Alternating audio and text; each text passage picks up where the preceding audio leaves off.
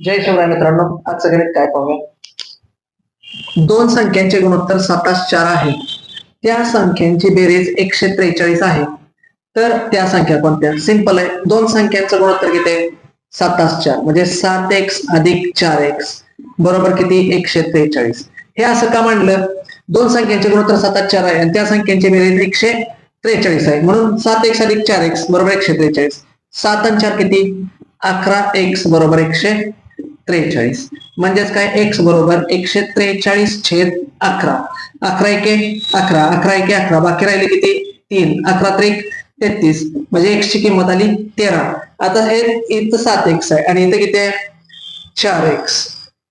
आता बघा, x ची किंमत किती आली? 13. 7 गुणिले 13, 13 7 91.